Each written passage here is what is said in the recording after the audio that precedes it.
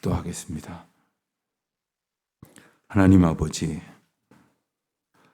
저희가 하나님의 말씀을 붙들고 살 수 있도록 언제나 저희를 하나님의 말씀을 통하여 뜻을 깨우쳐 알게 하시니 감사합니다. 오늘도 하나님의 은혜 앞에 저희들이 나오게 하셨으며 찬송하는 이 귀한 기회를 통하여 저희의 모습과 영광 받으실 하나님의 은혜를 생각하게 하시니 감사합니다.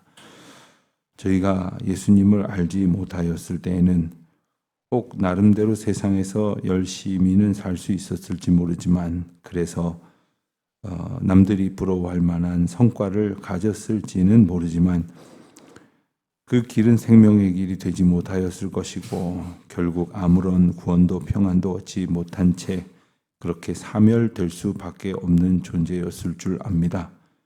하오나 저희들에게 생명의 이름 예수 그리스도를 주셨고 또한 그 은혜는 저희의 공로가 아니라 전적인 하나님의 사랑과 은총이었음을 알게 하여 주시어 감사함으로 찬송함으로 이 아침에 찬송 드린 것처럼 한평생 오직 주님만을 기뻐하며 살아갈 수 있도록 인도하여 주신 것을 감사드립니다.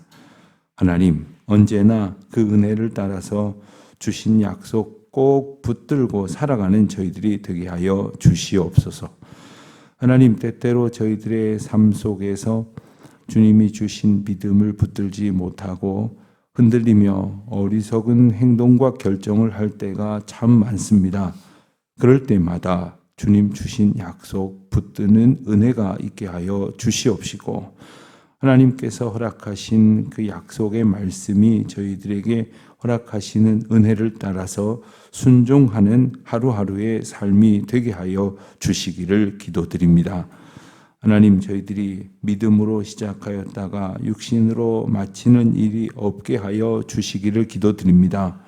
지금은 이처럼 주님의 전에 나와 기도하는 하루를 시작하는 귀한 삶을 살게 하여 주셨지만 혹 저희들의 교만함과 미련함 때문에 주님을 떠난 자로 삶을 마치는 일이 없도록 주여 저희들을 불쌍히 여겨 주시옵시고 긍휼 가운데에 지켜 주시기를 기도드립니다. 하나님, 간절히 바라고 원하옵기는 지금보다 더 약해졌을 때 혹 지금보다 더 두려움이 많아지고 외로움을 느끼게 되었을 때 혹 저희의 신세를 한탄하고 감사함으로 하나님 앞에 나아가지 못하는 일이 있을까 두렵사온즉 주여 저희를 불쌍히 여겨 주시옵시고 날마다 믿음 위에 믿음을 더하여 주시기를 기도드립니다. 또한 하나님의 사랑 안에 살게 하여 주시옵소서. 사랑으로 저희들에게 서로 사랑하라 하셨던 모든 주의 백성들을 섬기는 것이 과연 이 세상 어떤 것보다 큰 기쁨이라는 것을 저희들로 깨닫게 하여 주시기를 기도드립니다. 성도들이 서로를 사랑으로 돌아보며 무난하는 가운데에 우리 주님께서 저희를 사랑의 공동체로 묶어주셨다는 것을 더욱 분명히 깨닫는 저희들이 되게 하여 주시옵소서. 이 일을 위하여 여러 모양으로 애쓰는 우리 구역장, 권찰, 또 교구장들과 그리고 여러 모양으로 애쓰는 봉사자들이 있습니다. 한 사람 한 사람 하나님의 사랑의 영으로 충만케 하여 주시옵소서. 우리 교회 학교 학생들 사랑하는 마음으로 돌보고 섬기는 우리 선생님들의 그 노고를 우리 주님 아십니다. 그것이 하나님의 사랑으로부터 비롯되어진 것을 저희들이 잘 압니다. 하오나 그 사랑에서 끊어지는 일이 없도록 멀어지는 일이 없도록 언제나 하나님의 사랑 가운데에 든든히 서 갈 수 있도록 은총을 베풀어 주시옵소서. 하나님, 예배당 건축 공사장에서 다시 열심으로 일하는 그런 땀 흘리는 수고가 있게 하여 주시니 감사하옵고 또한 이제 계속되어지는 이제 지하 굴착 작업이 저희의 생각보다 너무나 길고 여러 날 여러 달로 흘러가고 있지만 그 기초가 잘 세워질 수 있도록 그리고 무엇보다도 그 굴착 작업으로 인하여 이웃의 공연한 피해가 발생하지 않도록 이웃과 함께 기대를 가지고 소망 가운데에 지어져가는 성전을 바라보게 하여 주시기를 기도드립니다. 그곳을 통하여 만민이 기도하는 집, 모든 백성들이 대를 이어 오고 오는 모든 세대와 함께 자녀들이 주님을 만나고 찬송하며 기뻐하는 하나님의 영광 받으실 아름다운 예배당 될 수 있도록 오늘도 주님의 풍성한 은혜를 덧입혀 주시기를 기도드립니다. 아버지 하나님, 오늘도 하나님의 이름으로 모이는 크고 작은 모임마다 함께 하시고 구역 예배로 모일 때마다 또 하나님의 사랑의 만남으로 교제할 때마다 또 저녁 기도회로 모일 때까지 온 성도들 주님의 은혜 가운데에 지켜주시기를 기도드립니다. 병중에 있는 교우들에게는 특별한 은혜를 베풀어 주시옵시고 그 길을 찾고 구하고 그 길을 하나님께서 인도하여 주시기를 소원하는 마음으로 열심히 살아가고자 애쓰는 모든 이들 가운데에 주의 은혜를 형통함 가운데에 보는 복을 누리게 하여 주옵소서. 아버지 하나님, 해외에 있는 우리 많은 교우들이 있습니다. 지방에 있는 교우들, 출타 중에 있는 교우들, 여행 중에 있는 교우들, 얼마간 시간을 정하여 이제 그 일을 준비하고자 애쓰고 수고하는 우리 여러 교우들이 있습니다. 하나님, 그 마음 언제나 붙들어 주시옵시고 하나님의 은혜의 자리에 있게 하여 주시옵소서. 오늘도 오직 주님의 은혜만을 구하오며 우리 주 예수 그리스도의 이름으로 기도드립니다. 아멘. 열왕기상 15장 9절로 24절까지 말씀을 보겠습니다. 열왕기상 15장 9절로 24절까지 말씀, 이제 저와 함께 한 목소리로 봉독하시겠습니다. 이스라엘의 여로보암 왕 제20년에 아사가 유다 왕이 되어 예루살렘에서 41년 동안 다스립니다. 그의 어머니 이름은 마아가라, 아비살롬의 딸이더라. 아사가 그의 조상 다윗과 같이 여호와 보시기에 정직하게 행하여 남색하는 자를 그 땅에서 쫓아내고 그의 조상들이 지은 모든 우상을 없애고 또 그의 어머니 마아가가 혐오스러운 아세라상을 만들었으므로 폐후의 위를 폐하고 그 우상을 찍어 기드론 시내에서 불살랐으나 다만 산당은 없애지 아니하니라. 그러나 아사의 마음이 일평생 여호와 앞에 온전하였으며 그가 그의 아버지가 성별한 것과 자기가 성별한 것을 여호와의 성전에 받들어 드렸으니 곧 은과 금과 그릇들이더라. 아사와 이스라엘 왕 바아사 사이에 일생 동안 전쟁이 있으니라. 이스라엘 왕 바아사가 유다를 치러 올라와서 라마를 건축하여 사람을 유다 왕 아사와 왕래하지 못하게 하려 한지라. 아사가 여호와의 성전 곳간과 왕궁 곳간에 남은 은금을 모두 가져다가 그 신하의 손에 넘겨 다메섹에 거주하고 있는 아람의 왕 헤시온의 손자 다브림몬의 아들 베나다스에게 보내며 이르되, 나와 당신 사이에 약조가 있고 내 아버지와 당신의 아버지 사이에도 있느니라. 내가 당신에게 은금 예물을 보냈으니 와서 이스라엘의 왕 바아사와 세운 약조를 깨뜨려서 그가 나를 떠나게 하라 하매, 베나다시 아사 왕의 말을 듣고 그의 군대 지휘관들을 보내 이스라엘 성읍들을 치되 이온과 단과 아벨벳마가와 기네렛 온 땅과 납달리 온 땅에 쳤더니 바아사가 듣고 라마를 건축하는 일을 중단하고 디르사에 거주합니다. 이에 아사 왕이 온 유다에 명령을 내려 한 사람도 모면하지 못하게 하여 바아사가 라마를 건축하던 돌과 제목을 가져오게 하고 그것으로 베냐민의 게바와 미스바를 건축하였더라. 아사의 남은 사적과 모든 권세와 그가 행한 모든 일과 성읍을 건축하는 일이 유다 왕 역대지략에 기록되지 아니하였느냐. 그러나 그는 늙음하게 발에 병이 들었더라.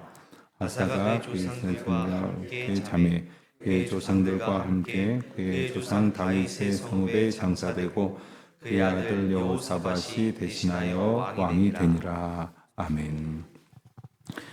북이스라엘은 아직 여로보암 왕 때였습니다. 9절에 보는 대로 여로보암 왕 제20년에 남유다는 세 번째 왕인 아사가 이제 왕위에 오르게 됩니다. 이 아사 왕이라는 사람은 사실 우리에게는 익숙하지 않은 이름일런지 모르지만 유대 왕들을 연구할 때는 대단히 중요한 왕이 됩니다. 왜냐하면 그가 이전에 어떤 그 영적으로 어긋난 흐름을 깨뜨리고 하나님 앞에 바른 영적 개혁을 시도했던 왕이었기 때문에 그렇습니다. 잘 되고 있던 것을 잘하는 것은 그렇게 어렵지는 않을 것입니다. 그러나 잘못 가고 있는 것을 바르게 고쳐 잡을 수 있는 것, 그 길을 바르게 잡을 수 있는 것은 결코 쉬운 일이 아닐 것입니다. 여러 왕 중에서 몇 사람 그런 칭찬을 받는 이들이 없습니다. 그 아사가 바로 그런 왕 중에 한 사람이었습니다. 10절에 보면 그를 소개하기를 어머니의 이름은 마아가라 아비살롬의 딸이더라 했습니다. 사실 마아가라는 사람은 정확히 말하면 그의 어머니는 아닙니다. 그런데 왜 어머니라고 표시를 했을까? 히브리어 원어에 보면 어머니라는 단어는 M이라는 히브리어로 사용이 됐는데 이 말은 어머니, 할머니, 이모, 숙모 이런 그 어머니 계열에 있는 모든 그러한 윗대를 칭할 수 있는 말입니다. 그런데 그러면 바로 잡아서 할머니로 기록을 하지 어머니로 기록을 했을까? 아마도 본문에 내포되어 있는 의미는 그 마아가라고 하는 사람의 영향력이 할머니, 촌수상으로는 할머니였지만 어머니가 미치는 영향만큼이나 크게 그에게 영향을 미쳤다는 것을 말하는 것이고 그것은 바로 우상 숭배와 이제 무관하지 않다는 것입니다. 그렇지만 11절에 보는 대로 아사는 조상 다윗같이 여호와 보시기에 정직하게 행하였다. 어떻게 행하였느냐? 남색하는 자를 쫓아냈고 조상들이 지은 모든 우상을 없앴고 특별히 어머니 마아가 할머니라고 다시 고쳐서 생각할 수 있겠죠. 혐오스러운 아세라상을 만들었으므로 태후의 위를 폐했다. 그 우상을 찍어 불살랐다.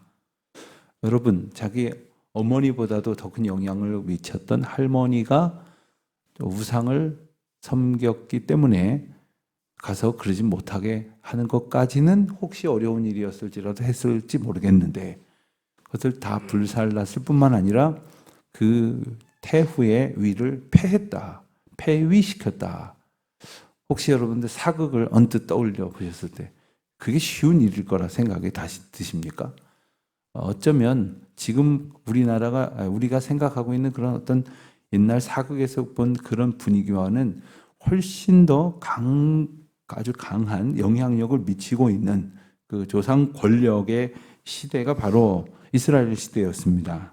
그런 상황 속에서 아세라상을 만들었기 때문에 그 이후로 태후의 위를 폐했다. 결코 쉬운 일이 아니었을 것입니다.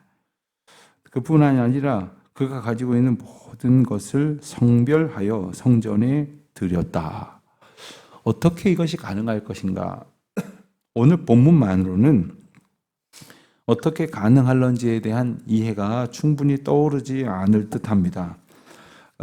유다 왕들을 또한 중점적으로 기록했던 말씀이라고 할 수 있는 역대하 15장 말씀을 보면 여기에 좀 단서를 삼을 수 있는 내용들이 등장을 합니다. 아사 왕이 어떻게 해서 개혁을 이룰 수 있었는가?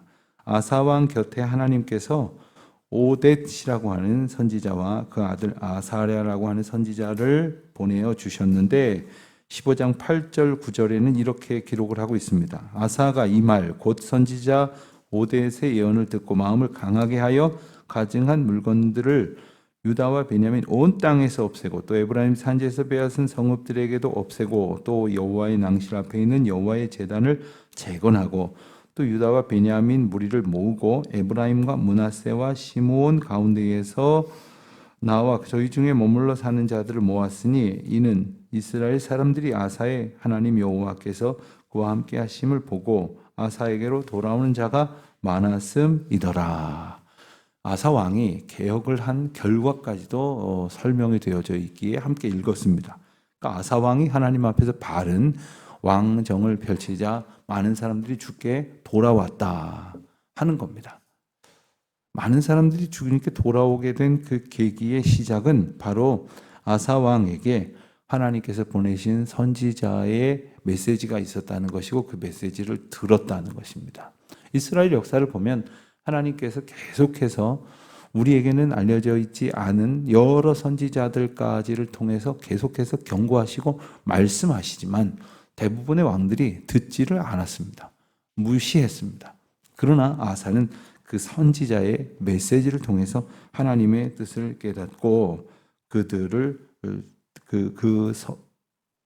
그가 행한 모든 그 왕으로서의 역할을 하나님 보시기에 합당한 것으로 이렇게 고쳐갔다 하는 것입니다. 자, 그런데 아쉬운 표현이 나옵니다. 14절에 보면 다만 산당은 없애지 아니하니라. 그러면서 또 말씀하시기를 그러나 아사의 마음이 일평생 여호와 앞에 온전하였다. 그리고 성별하여 드렸다. 어디에 방점을 두고 우리가 이 말씀을 봐야 할 것인가? 비록 아쉽지만 그래도 잘했다. 인지 아쉬운 면이 있음에도 불구하고 잘한 것 속에서 뭔가 찜찜한 어떤 그 복선이 깔려 있다고 봐야 할런지 언뜻 이해가 잘 되지는 않습니다. 그러나 그 뒤에 나오는 이야기가 바로 이 철저하게 돌이키지 못했던 이 아사의 어정쩡한 개혁에 대한 의미를 또한 비춰주고 있는 듯합니다. 그 뒤에 이어지는 내용은 16절 이하에 보는 것처럼 아사와 이스라엘 사이에 계속된 전쟁 이야기입니다.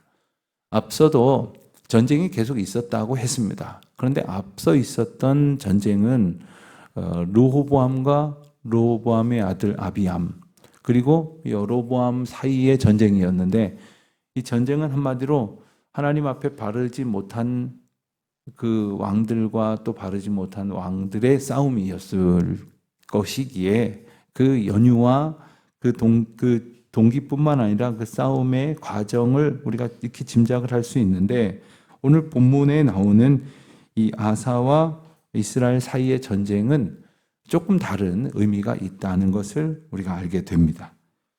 그것은 이어서 나오는 대로 이스라엘의 왕 바하사가 이제 유다를 공격해 왔는데 그 이유가 뭐냐 하면 이제 남유다에서 들려오는 소식이 아사 왕이 바른 하나님 앞에서 바른 태도로 정치를 하니까 백성들이 다 아사 왕에게 몰려들었다고 했지 않습니까? 그러니까 이스라엘 남유다는 점점 더 나라가 하나님 앞에서 온전해지어져 가는 것이죠. 이 소문이 북이스라엘까지 들리니까 남유다는 제대로 나라가 돌아가는 것 같아. 왕이 하나님 앞에 바르게 자세를 갖추니까 온 백성들이 복을 얻는 것 같아. 이런 소문이 들려지니까 그러고 보니까 우리가 여기 단이나 베델에 임시로 만든 가짜 처소에서 예배를 드려서 문제고 진짜 처소인 예루살렘에 가서 예배를 드려야만 우리도 하나님의 복을 얻게 될 것이야. 이런 생각을 하고 남유다로 오가는 사람들이 늘어났고 그리고 더 늘어날 것을 막기 위해서 그 중간에다가 이제 북이스라엘 왕 바하사가 거기다가 라마라는 성을 건축해서 왕래하지 못하도록 가로막았다는 거예요. 분명히 동기가 잘못된 것 아닙니까? 그리고 하나님께 의지하고자 하는 이 아사 왕이라고 한다면 여기서 어떤 태도로 대응했어야 할지 우리가 잘 알게 되는데 우리가 읽어본 말씀처럼 그는 하나님을 의지하지 않았어요. 그리고 우리가 읽은 것처럼 벤하닷에게 아람의 왕 벤하닷에게 의지해서 그 온갖 지금 빼앗기고 그동안 전쟁하면서 뺏기고 없어진 것 말고 남은 모든 금, 은, 귀한 기명들을 다 모아가지고 그에게 갖다 바치면서 우리를 도와달라. 너 옛날에 북이스라엘이랑 약조를 맺었었겠지만 내가 예물을 줄 테니까 그거 깨뜨리고 우리를 도와서 저 북이스라엘에서 우리 공격하는 것 좀 더 이상 못하게 해달라. 이렇게 이제 요청을 했다는 거예요. 그리고 실제로 베나닷은 그 예물을 받고 군사를 보내가지고 북이스라엘을 쫓아버림으로 남유다 아사 왕이 가지려고 했었던 소기의 성과를 거둔 듯 해 보이는 거죠. 자, 그런데 여기까지의 내용을 보면 첫 번째, 우리가 아사의 절대적으로 잘못된 것을 하나 보게 되어지는데, 위기 상황 속에서 하나님을 의지하지 않고 아람 왕을 의지했다는 것입니다. 역대하에 있는 기록을 한 구절 더 살펴보겠습니다. 역대하 16장 7절 말씀을 보면 이렇게 기록되어져 있습니다. 그때에 선견자 하나니가 유다 왕 아사에게 나와 그에게 이르되 왕이 아람 왕을 의지하고 왕의 하나님 여호와를 의지하지 아니하였으므로 아람 왕의 군대가 왕의 손에서 벗어났나이다. 그러니까 여기서 말하려고 하는 건 분명히 당신이 지금 하나님을 의지하지 않고 아람 왕을 의지하고 있다는 것을 아느냐? 지금 이 이야기예요. 우리 말씀을 통해서 우리가 한번 깨달아야 될 것은 아사 왕이 하나님을 의지하는 듯한 영적 개혁을 이룬 것 같지만 어느 시점에서 어떤 이유로 인해서인지 몰라도 그가 더 이상 하나님을 의지하지 않고 있다는 거예요. 또 하나를 볼까요? 역대하 이제 14장 말씀을 보면 14장에서는 14장 9절부터 12절까지 말씀을 보면 구스, 이디오피아 저 남쪽이 되는 거죠. 구스 사람 세라가 남유다를 공격하기 위해서 군사 100만 명 그리고 병거 300대를 거느리고 이제 쳐들어오게 되었습니다. 그런데 11절에 보면 그의 하나님 여호와께 부르짖어 이르되 여호와여 힘이 강한 자와 약한 자 사이에는 주밖에 도와줄 리가 없사오니 우리 하나님 여호와여 우리를 도우소서 주를 의지하며 주의 이름을 의탁하옵고 이 많은 무리를 치려 함이니이다. 이러면서 주님을 의지하였을 때에 12절에 보면 여호와께서 구스 사람들을 아사와 유다 사람들 앞에서 치시니 구스 사람들이 다 도망하는지라. 그래서 구스 이디오피아 사람이 공격해 왔을 때는 하나님을 의지했단 말이에요. 하나님께서 그를 물리쳐 주셨단 말이에요. 이 감격이 그에게 있었던데도 불구하고 다시 그런 일이 벌어졌을 때는 왜 하나님을 의지하지 않게 됐을까? 그 사이에 어떤 일이 있었던 것일까? 그것을 마음속으로 추정을 해보면서 오늘 본문 마지막 부분에 나오는 아사 왕의 말년 모습을 한번 보겠습니다. 23절에 보면 아사의 남은 사적과 모든 권세와 그가 행한 모든 일과 성읍을 건축한 일이 유다 왕 역대 지략에 기록되지 아니하였느냐.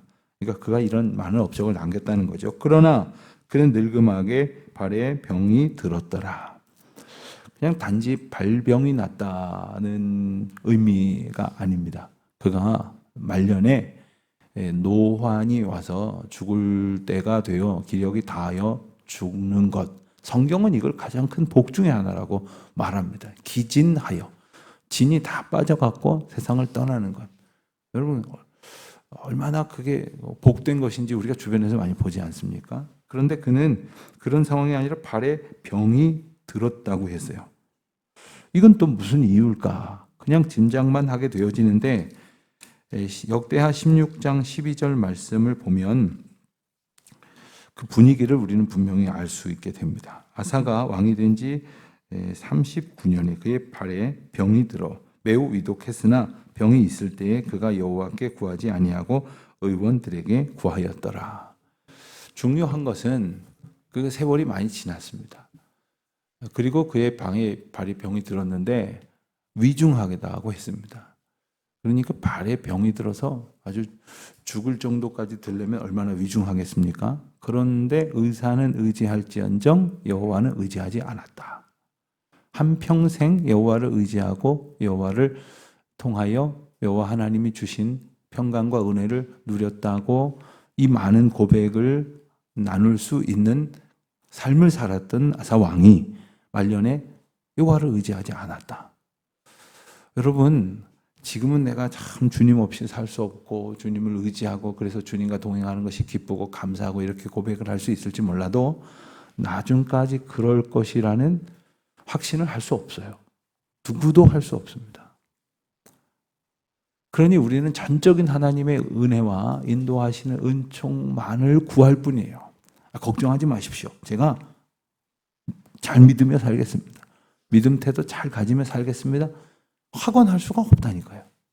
오직 하나님의 돌보시는 은혜, 불쌍히 여겨주시는 긍휼을 얻지 않고는 아무 소용이 없는, 아무런 공로도 어떤 우리한테 기대도 가질 수 없는 완악하고 어리석은 존재라는 사실을, 이 큰 은혜를 얻고도 이와 같은 영적인 개혁의 도구로 사용되는 감격을 누리고도 말년에 전쟁이 나도 하나님 의지하지 않고 발병이 들어도 죽을 병이 생겨도 하나님 의지하지 않는 이 아사왕을 보면서 우리는 반드시 깨달아야 하는 거죠.